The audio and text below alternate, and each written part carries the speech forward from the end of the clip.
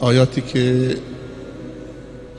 دیروز شروع کردیم آیه 102 بود دیگه، 102 سوره آل عمران تا آیه 108 دو آیه رو تفسیر کردیم. 6 تای دیگه مونده.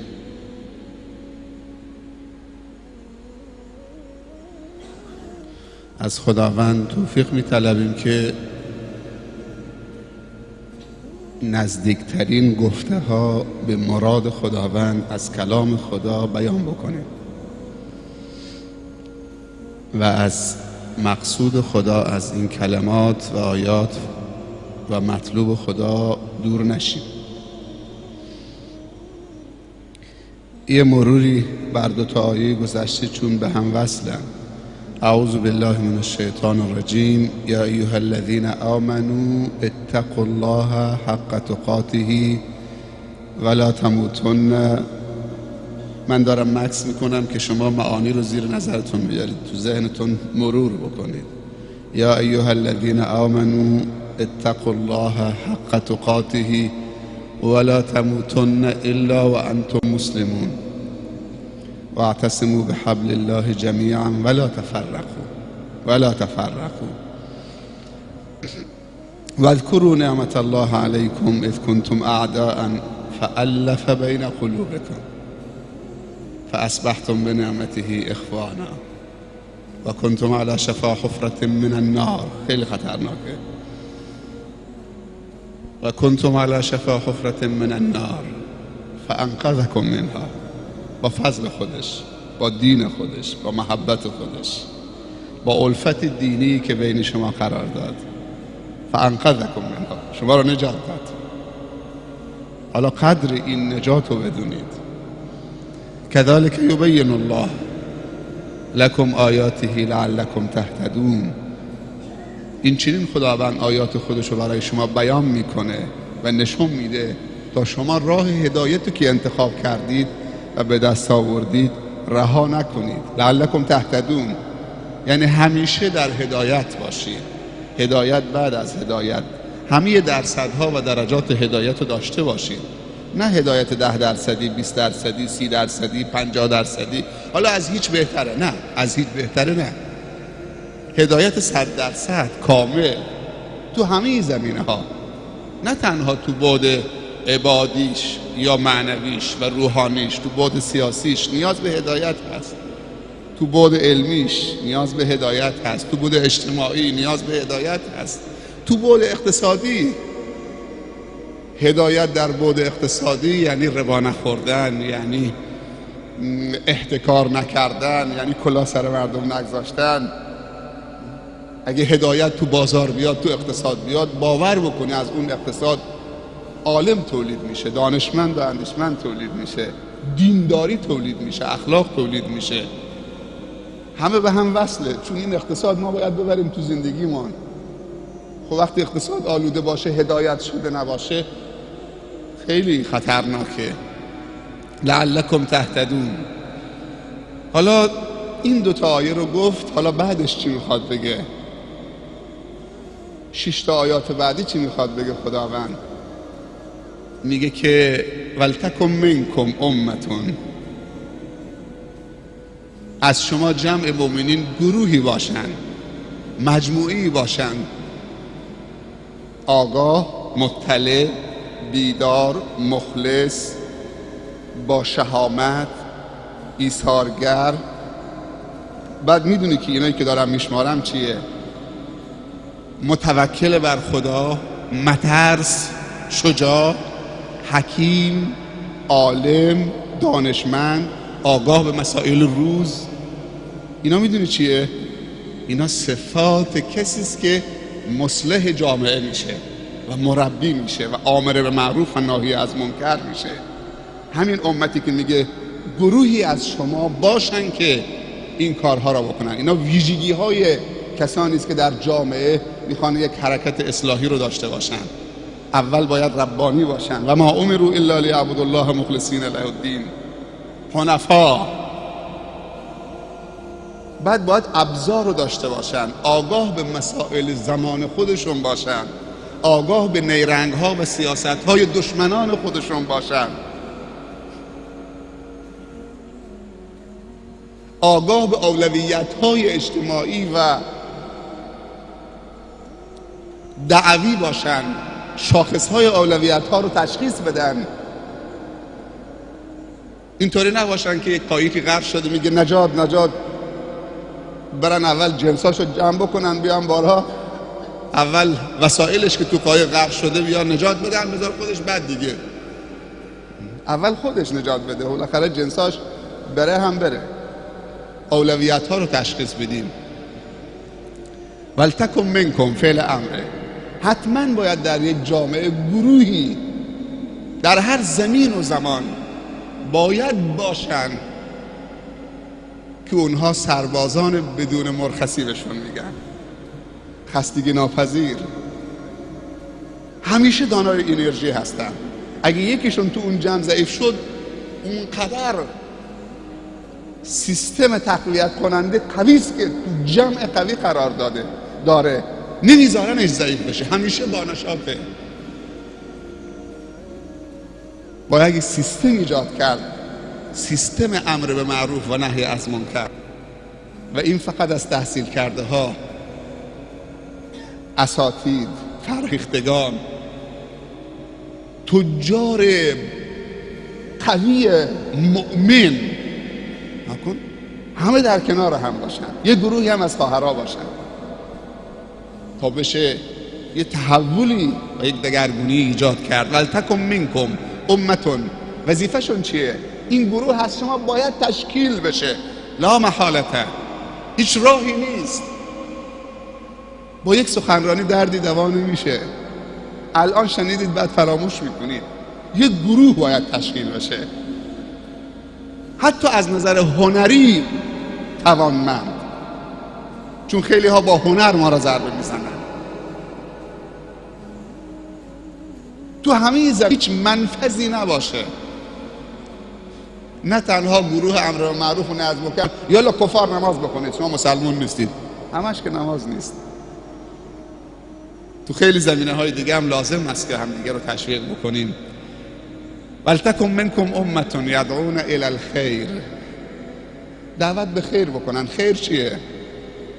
خیر سلامتیه، خیر سواده، خیر هنره، هنر سالمه، خیر بدن سالمه، خیر ورزشه، خیر دانشگاهه، خیر ابزار اینترنت بلد بودن، کامپیوتر بلد بودن، استفاده صحیح از اینها کردن، ارتباط داشتن، هنر ارتباطات، بتونید برخورد اجتماعی قوی داشته باشید، رفتارهای سالم داشته باشید، خیر اقتصاد، خیر نماز، خیر روزه هست. اینا جای خودش، همه این مسائل جای خودش. ولتکن منکم امة یدعون الی الخیر، هر چیزی که خیر باشه سبب تقویت و رشد جامعه اسلامی و انسانی باشه، چون ما هم وابسته به جامعه اسلامی هستیم و هم وابسته به جامعه انسانی هستیم. برادرمون عبدالستار وقتی رسید به دشمنان اسلام تو دعاش، اگه متوجه شدید همه شما شاید انتظار داشتید که بگه خدایا اعدا و دشمنان ما رو نابود بگردان، ولی یک دفعه برعکس شد، گفت خدایا هدایت نصیب دشمنان ما بکن.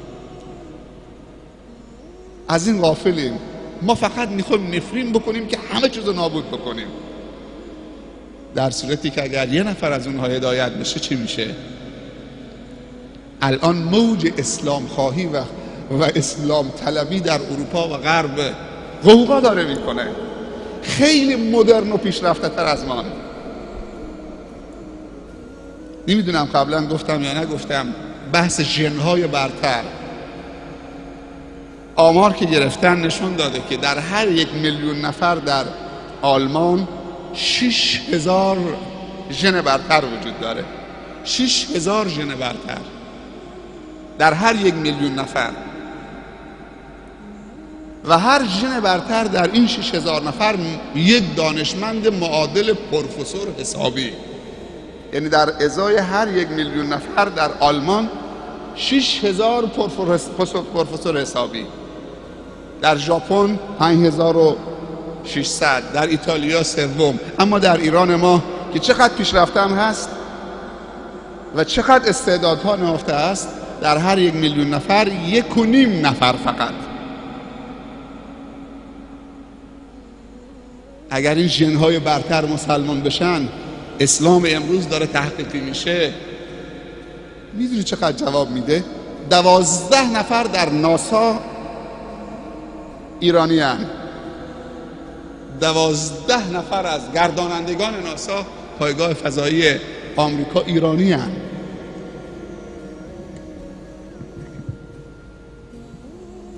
اسلام مدرن، اسلام متناسب با زمان، اسلام مستدل، منطقی، اسلامی که همه جوانب زندگی رو در بر میگیره و مد نظر قرار میده، اون جوانای ما ارائه بدن. و جای بسی خوشبختی است که بیشترین نمازگزارانی که میان توی این مسجد یا از دانشگاه علوم پزشکی هستن یا از دانشگاه هرمزگان یا تربیت معلم، هم برادرها هم خواهرها اون طرف. خیلی جای خوشبختیه. امید ما اینها هستن. ولتکن منکم امة یدعون الی الخیر. الی الخیر جنس خیر، هر خیری که باشه. و یأمرون بالمعروف، و امر به معروف بکنن. تعریف معروف چیه؟ علما در تفسیر معروف گفتن هر چیزی که در دین شناخته شده است معروف مینامند. هر چیزی که در فرهنگ خدا، در قرآن و سنت شناخته شده است، بیگانه نیست، غریب نیست، ناآشنا نیست، اون بهش میگوین معروف. پس اگر ما میخوایم معروف شناسی بکنیم، باید کتاب معروف شناسی رو مطالعه بکنیم. التائبون العابدون السائحون الراکعون الساجدون الآمرون بالمعروف والناهون عن المنکر والحافظون لحدود الله. اینا همه معروفن. ولا تطع كل حلاف مهین هماز مشاء بنمیم مناع للخیر معتد اثیم عتل بعد ذلك زنیم ان کان. اینا همش منکرن، در فرهنگ ما غریبه، ناشناخته است. اما امروز مسلمانان طوری شدن که منکر و معروف کردن و معروف و منکر کردن. ربا در فرهنگ ما منکره، ناشناخته است، دین بهش اعتراف نداره، نمیشناسدش، جایگاهی نداره، ولی امروز خیلی جایگاه داره. مواد مخدر، مشروبات الکلی. ما یه همایش برگزار کرده بودیم قبل از رمضان برای 300 تا از جوانا، خواهر و برادر. میدونید چقدر سوال داده بودن؟ جلسه 5 ساعت طول کشید، تو سالن اجتماعات باشگاه بود. اکثر سوالها به علما داده بودن: جناب شیخ، مشروب خوردن در ماه رمضان چه حکمی دارد؟ حلال است یا حرام است؟ میدونید معنی این سوال چیه؟ یعنی از بس که مشروب خوردن عادی شده، در غیر رمضان سوال برانگیز نیست که حلاله برای جوانای ما. فقط اشکالی که تو ذهنش الان متصور داره میکنه، تصور میکنه، اشکال پیدا شده، میگه تو رمضان یه حرمت خاصی داره، یه چیز خاصیه. آیا تو رمضان بازم حلاله مثل قبل از رمضان که داریم عادی میخوریم؟ شاید نزدیک 20 تا سوال فقط همین بود. فلان چیز در رمضان حکمش چیه؟ حلاله؟ یکی از سوالایی که بیشتر از همه سوال کرده بودن جوانای مثلا چه 18 ساله، 20 ساله، 25 ساله، رمضان، در رمضان مشروب خوردن حلاله؟ از بس که عادی شده دارن میخورن. سیگار که دیگه حدث ولا حرج. پس میگه یأمرون بالمعروف. اولین ویژگی که آمر به معروف، کسی که امر به معروف میکنه باید معروف شناسی داشته باشه، بدونه که معروف چیه، شناخته شده در دین چیه، چیزی که دین بهش اعتراف داره چیه. وقتی میگیم دین یعنی خدا، یعنی عقل برتر، یعنی حکمت برتر، یعنی کمال مطلق. بعد میگه کافی نیست که شما تشویق به خوبی بکنید، تازه یک قسمت امر به معروف رو انجام دادید، قسمت دوم امر به معروف، میکروب شناسی هم بکنید. این میکروب چطوری وارد سیستم معروف شده؟ آفات میکروب ها هم بگید. و ینهون عن المنکر، مضرات این منکرات رو بگید که اینها دخیل بر اسلام، جزء اسلام نیست. گوشت مردار خوردن، خوک خوردن، خون خوردن، اینا همش جزء محرماته. ازدواج با محارم و همجور برو.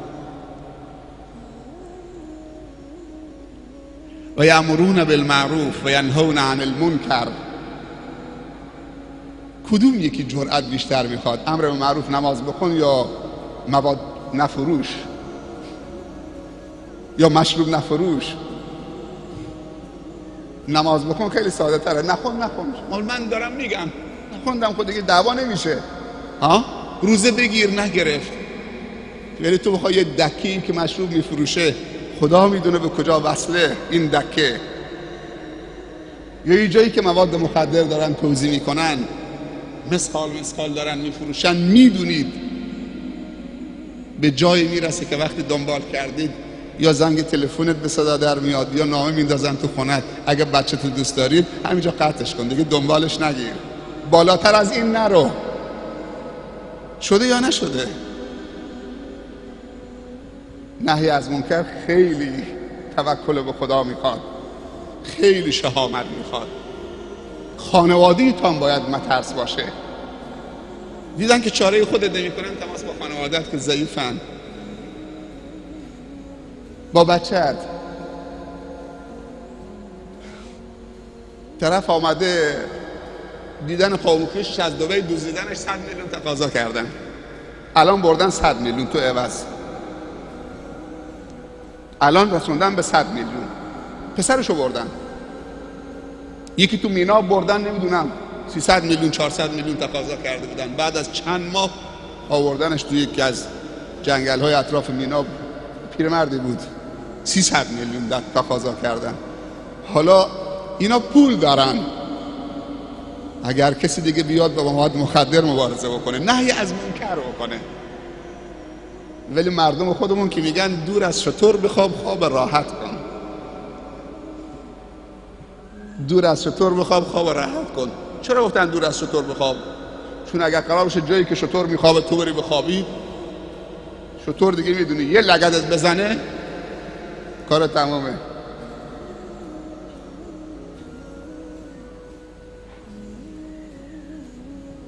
مورفین میدونی چقدر درآمد داره؟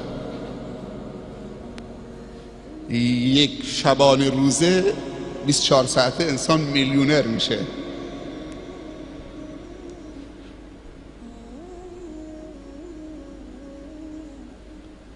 خیلی عجیبه اینهایی که اینطوری دارن توضیح میکنن چقدر جرأت دارن، با پاسگاه هماهنگن، مسلح هستن، اسلحه به کمرشون هست، سرعت ماشینشون خدا میدونه چقدره، از جلو پاسگاه رد میشن، احتمال درگیری هست، کشته شدن هست. چقدر جرأت دارن برای رد کردن مواد مخدر. ما جرأت نداریم برای امر معروف و نهی از منکر. بعد میخوام جامعه خوبی داشته باشیم. خداوند میگه ولتکن منکم، باید گروهی باشه. اینجا شاید نیست، دیگه ولتکن، باید گروهی باشه. منکم امتون یدعون الی الخیر و یأمرون. خیر رو چه تفسیر کرده؟ گفته دعوت به خیر بکنن، بعدش بلا فاصله خیر رو تفسیر کرده، بعدش گفته یأمرون بالمعروف و ینهون عن المنکر. این خیره، خیر دیگه نیست. تفسیر خیر اینه، یأمرون بالمعروف و ینهون عن المنکر. ولی تو نهی از منکر اگه دیدن که تو تنها هستید کارتو میسازن، ولی اگر دیدن که واقعا یک مجموعه هستید باور بکن کم میارن. مثال بزنم، تو جامعه سرو 100 تا دان سه، 100 تا دان سه، دان چهار، چه کنفو چه تکواندو، ولی مؤمنا همطور که تو تهجد تو تراویح نیست با یک جز دو جز قرآن، تو باشگاه رزمی هم اونجا تمرین میکنه که بدنش ورزیده بکنه برای امر معروف. چون زمانه طوری شده در طول تاریخ یه عده محترمن نمیدونن، وقتی تذکرشون دادی تسلیم میشن، ولی یه عده قلدرن باید از حساب ببرن تا تسلیم بشن. جهاد یعنی این. جهاد نه این که بیاد همه رو، اونهایی که حتی از روی جهل و نادانی هم خلاف میکنن و خطری برای جامعه ندارن، با قلدرها یک نواخت برخورد بکنه. قلدر یعنی مانع و جهاد آمده که موانع رو برطرف بکنه، موانع رو برداره. علمای ما دارن میرن، یه مشروبخوار میاد دست به یقه‌شو میگیره میزندش به زمین، همه میخندن رد میشن، چون اون مجموعه تشکیل نشده.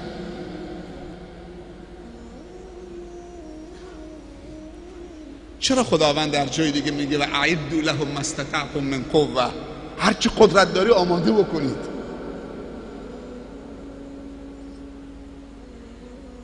خیلی راحت تحقیر میکنن علما، میکوبن، تهدید میکنن، شیشه شراب در خونه‌شون میذارن، نجاست به در و پنجره‌شون میکشن، رد میشن. کار خوبی کردن.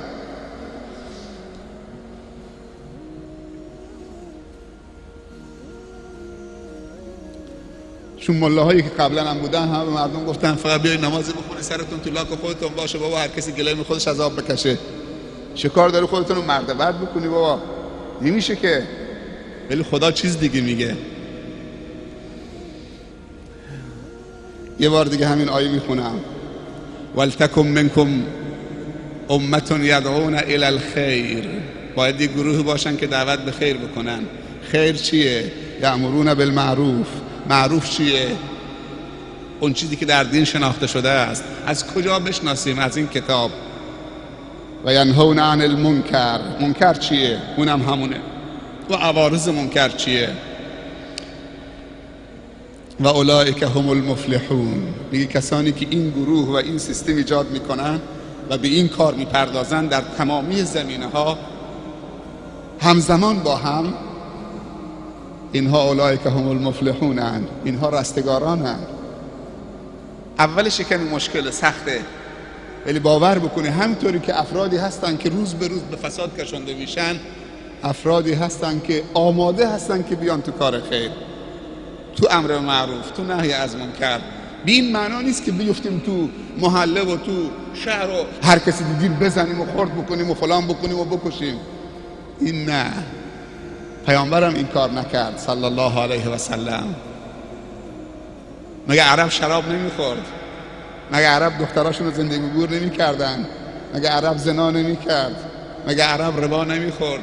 مگه عرب جاهل نبود؟ تاریک نبود؟ رحمتا للعالمین بود. واقعا رحمتا للعالمین بود. ما خود تو را ندیدیم، نام خوشت شنیدیم، دین تو برگزیدیم یا مصطفی محمد.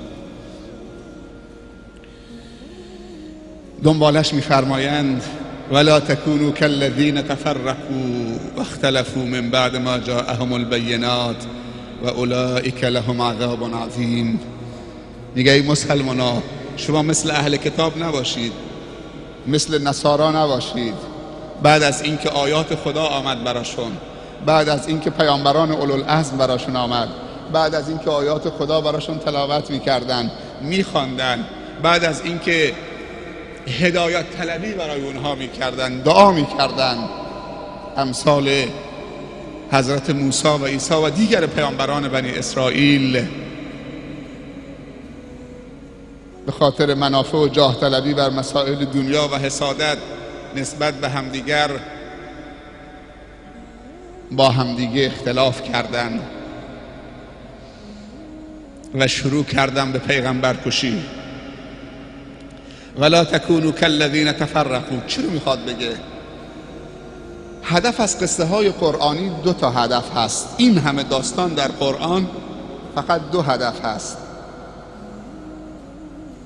یک، تسکین و آرامش برای قلب رسول الله صلی الله علیه و سلم وقتی که مشکلی براش پیش می آمد خداوند بلا فاصله تذکرش میداد با یک داستان قرآنی، میگفت فصبر کما صبر اولو العزم من الرسل، تو هم صبر کن همطور که قبل از تو صبر کردن. آروم میگرفت، میفهمی که این سختی برای خودش تنها نیست. این اولین هدفشه، هدف از داستانهای قرآنی. دومین هدف درس گرفتن از تاریخ گذشتگان، اونهایی که راه درست رفتن نجات پیدا کردن و اونهایی که منحرف شدن و خاتمه به شر شدن. اینجا گروهی از کسانی خدا مطرح میکنه که اختلاف کردن بین همدیگه و بر علیه پیامبرانشون شدن و خاتمه به شر شدن. میگه ولا تکونوا کالذین تفرقوا، مثل اونهایی که با همدیگه اختلاف کردن بعد از اینکه هدایت آمد اونها رو جمع کرد، آیات بینات خداوند آمد، بعد از هدایت گمراه شدن، بعد از اتحاد و انسجام مختلف شدن، متفرق شدن. مثل اونها نباشید. و اولئک لهم عذاب عظیم، اونها عذاب خیلی بزرگ در اختیار، در انتظارشونه در دنیا قبل از آخرت. آیات بعدش خیلی زیباست، دوباره همین مسائل رو تأکید میکنه و درباره دو گروه صحبت میکنه در آخرت. میگه یوم تبیض وجوه و تسود وجوه، روزی که یک گروه صورتهاشون میدرخشه، نورانی میشه، روشن میشه، یک پارچه این صورتها قرص ماه میشه، منور میشه، سبحان الله، و صورتهای غبارآلود و تاریک و سیاه میشه. یوم تبیض وجوه و تسود وجوه فاما الذین اسودت وجوههم اکفرتم بعد ایمانکم، اما گروهی که صورتهاشون تاریک شد، آیا کافر شدید بعد از ایمانتون؟ آیا مرتد شدید بعد از ایمانتون؟ آیا گمراه شدید بعد از هدایتتون؟ آیا آلودی شدید بعد از پاکیتون؟ آیا ذلیل شدید بعد از اینکه عزیز بودی؟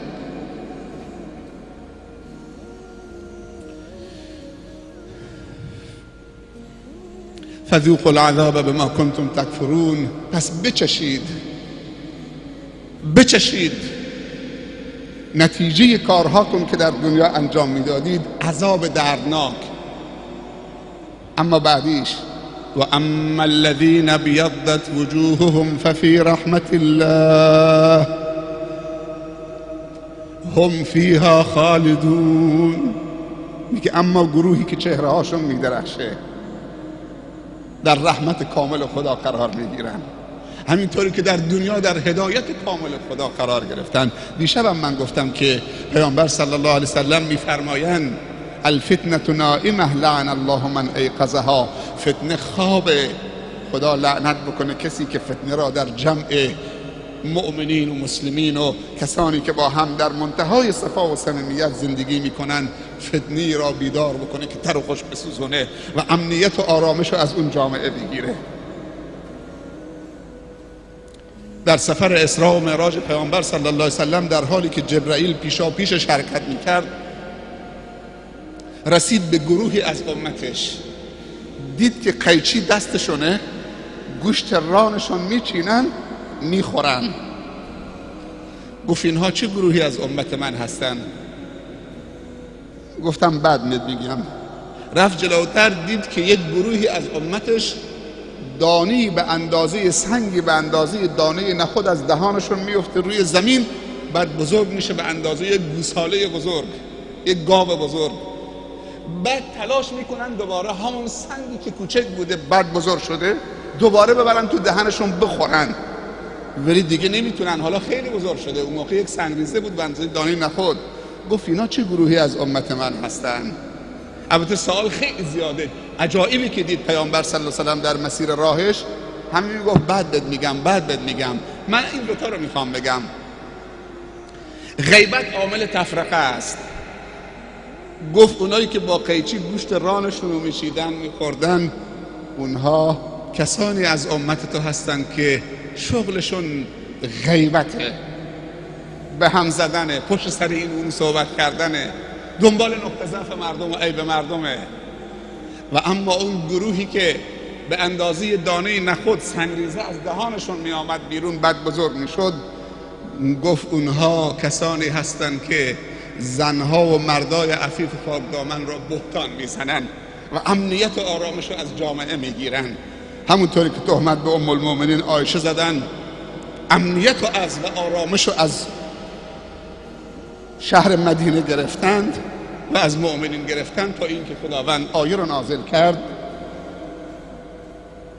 گفت اینها این گروه از امت شما هستند، بهتان میزنن، اول یک کلمه کوچک به اندازه دانه نخود، بعد میفته تو جامعه پخش میشه، بزرگ میشه، مانده یک ساله، بعد طرف پشیمان میشه، میخواد حالا بر بگردونه حرفش، ولی حرف از دهنش در رفته، اگه 100 بارم معذرت خواهی بکنه دیگه اون حرف بر نمیگرده، تو کل جامعه پخش شده.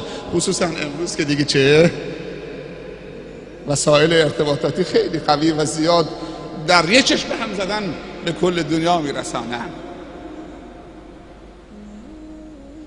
پیامبر صلی الله علیه وسلم در حدیثی میفرمایند هیچ خیری معادل این دوتا خیر نیست و هیچ شری معادل این دوتا شر نیست.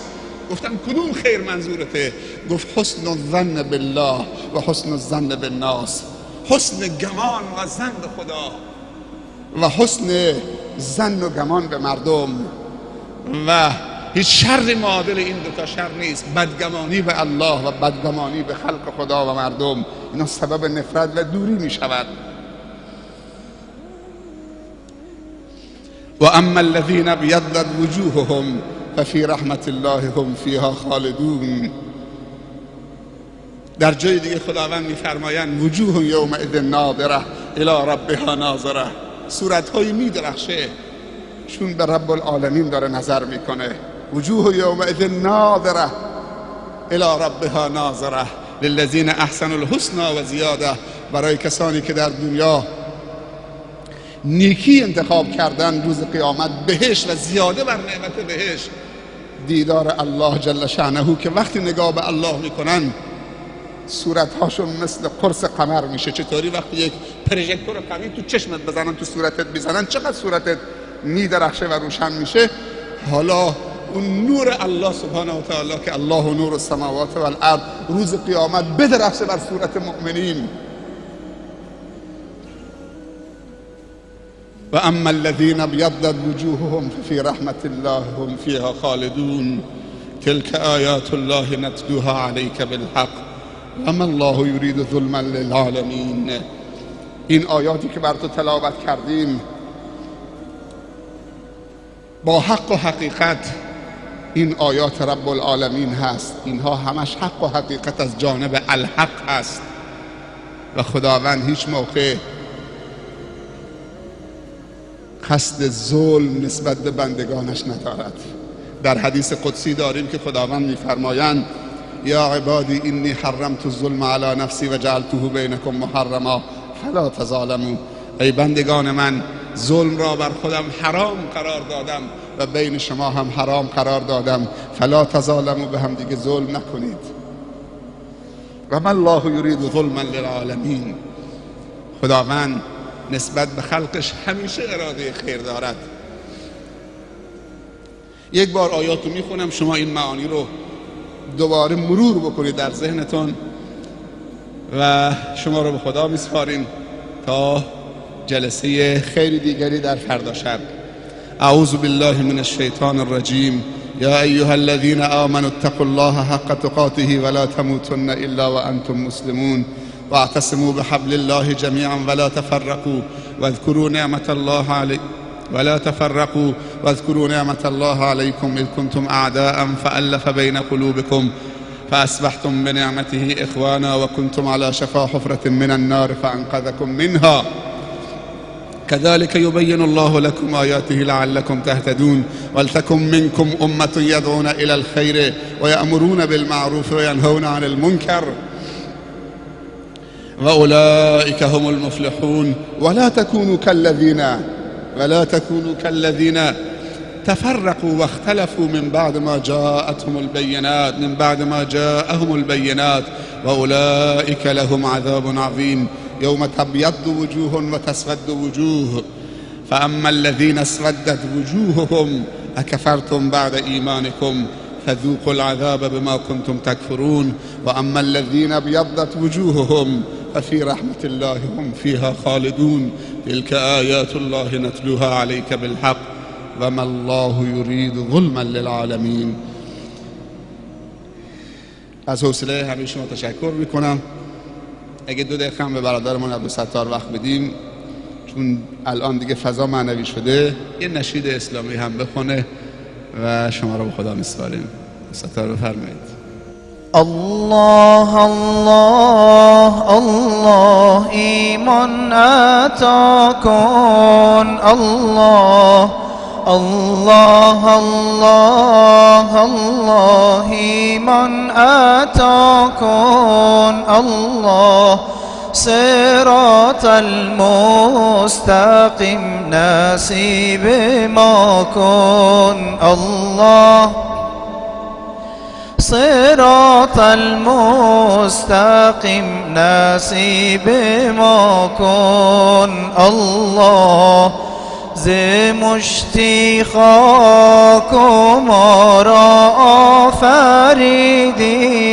الله ز مشتی خاک ما را آفریدی. الله چگونه شکر این نعمت گزاریم. الله خدایا گر بخوانی ور برانی. الله خدایا گر بخوانی ور برانی. الله جز نامت دری دیگر نداریم. الله جز نامت دری دیگر نداریم. الله خداوندا تویی پروردگارم. الله خداوندا تویی پروردگارم. الله همه از توست و یا رب هرچه دارم. الله الله الله الله ایمان عطا کن. الله الله الله الله ایمان عطا کن. الله صراط المستقیم نصیب ما کن. الله احسنتم، جزاکم الله خیر. با این نشید خیلی زیبا و معنوی دست همدیگر بفشارید، همدیگر رو حلال بکنید، یه لبخند هم بزنید. فردا دست 2 نفر از دوستانتون هم بگیرید، انشالله با خودتون بیارید. فردا شب جمعه هست، حتما این کارو بکنید. 2 نفر با خودتون بیارید جدید انشالله. جزاکم الله خیر. بهشون بد نمیگذره.